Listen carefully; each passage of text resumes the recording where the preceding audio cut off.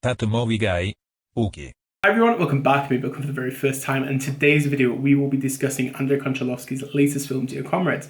Yes, he is the director of Tango and Cash, before you ask. This was actually a debut at the Venice Film Festival in 2020 and is the official Russian submission for Best Foreign Language Picture this year. There's a lot of buzz around this film and a lot of positives have come out of it. For me, Russian cinema is something that I've not really frequented in that much, but Dmitry is assuring me that this is the type of films that I should be watching, especially this kind of new genre, as he's calling it, of ideological Russian dramas.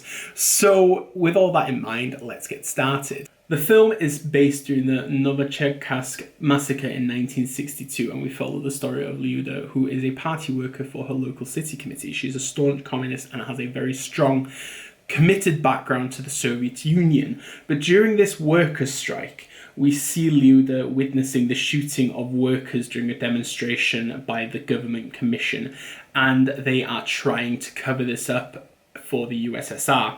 And during this massacre, her daughter disappears and she doesn't know where she is, and she goes on a journey to find her, but also this is a journey of her kind of ideological resurrection. This film is very well balanced in the idea that it is a interesting disassembly of ideological conformities. We see Lyuda as this woman who has given everything to the USSR, and this kind of staunch mindset that she has that this is the only way of living is something that kind of changes and unfolds in Konchalovsky's film. It's not necessarily about the massacre itself. It has elements that we see within Lyuda's kind of point of view and within the actual framing of the film. And this is what Konchalovsky actually wanted to attempt. He did not want to go for this massive kind of like Peterloo, Mike Lee, minute detail by minute detail. It is really a story of a fictitious character that kind of sees what communism is about and how it doesn't really benefit her in the long run. And I love this kind of idea of this monochrome black and white element to it. It almost felt like Pawlikowski's Ida for me, because I think it's a very interesting character study that has a very deeper meaning. And I think when we think of Eastern Europe and Russia in general, I think this kind of setting kind of elevates the artistry and kind of the message that the directors are going for. And I really like this kind of balance of it. It's not overly dramatized. It's very natural and organic in its execution. It never truly goes OTT into a kitchen sink soap opera drama. It is very haunting in various elements, especially when we see this massacre unfold, but it's always in small fragments. It's not continuous like come and see. It takes its time, but because of Lyuda's journey, Konchalovsky continuously moves this camera around with her, and this kind of witnessing of the real side of the USSR is something that I loved within it, because it's no holds barred and it doesn't really shy away from telling the truth. And this was a massive cover-up within the Soviet Union, and eventually it did become more of a discussed topic, and I found that to be fascinating. But this is the weird thing about this film. It's 2 hours long and it continuously moves. There is no time to breathe, I think, within it. We get the setting, and then once the massacre unfolds and Lyuda's trying to find her daughter, it just continuously goes and goes and goes, and you have no time to really process it.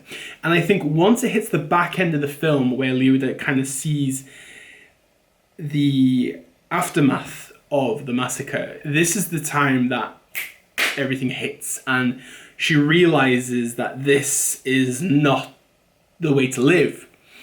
And I truly found this to be very poetically beautiful. It's very simple within its kind of framing and its cinematography, but it's very still, not very much music, and it challenges you to really delve deeper into this kind of mindset. And everything like that just made Dear Comrade something ever so intriguing. Julia Vysotsky is phenomenal as Lyuda. I think her expressive performance is very stripped back, but it impacts you in ways that it doesn't necessarily work at the beginning, but it just drives and drives, and you kind of see this world unfolding in front of eyes. And this kind of shock factor is what makes her performance such a profound one. And I think when Konchalovsky frames her by herself, I think it's this kind of element of loneliness and isolation, and that kind of, this is the time where she has to breathe and to think about what is going on.